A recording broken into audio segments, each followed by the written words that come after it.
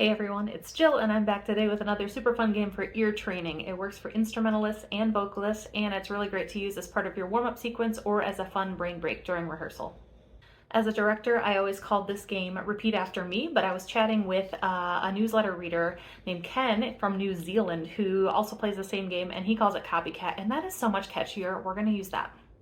Here's how to play with very young beginners or kids that have maybe been playing for a couple of years but have never done this game before. You start with a single pitch. So I would go with maybe a concert B flat for band kids or an open string for string players, any comfortable pitch on vocalists. And I always use scale degrees. This will come into play in just a second, but for vocalists, this might look like using solfege.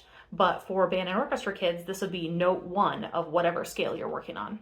Once everyone knows what note you're starting on, make sure they have their instruments or voices ready to sing or play. And then I'm going to start a metronome because I'm going to play a 4-count rhythm on that decided note or sing it. And then they're going to repeat after me immediately with no beats missed. Pardon me while I start my metronome. Once that's going, I'll count them off and then I'll decide my rhythm and then I point at them when it's their turn to play. 1, 2, 3.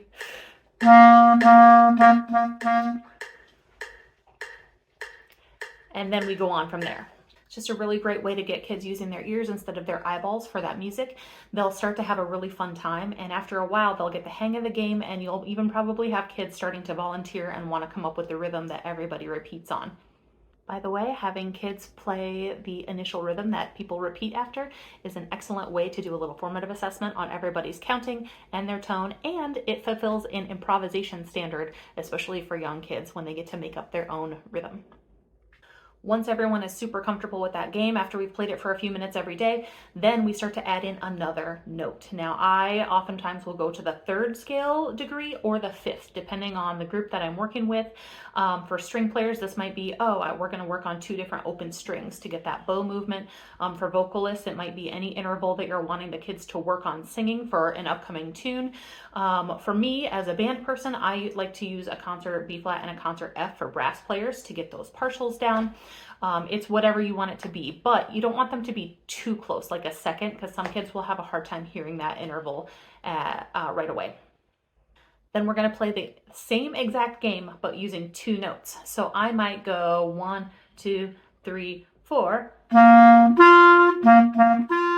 and they have to hear whatever that interval is and repeat it after you. Now adding the added challenge of pitch instead of just rhythm.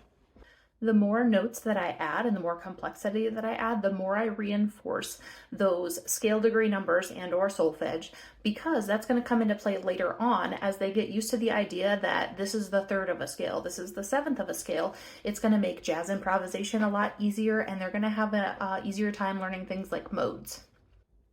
Once they've got the hang of one scale, you can move on to another scale and start learning scale degrees in those keys, and it's just a really fun way to get kids to decentralize their vision when they're coming to learning music. It's a new way to learn things. Some kids will love it because they struggle to read music anyway and their ears are better. Some kids will fight you every step of the way, but it's another important way to learn music and it will train their ears at the same time.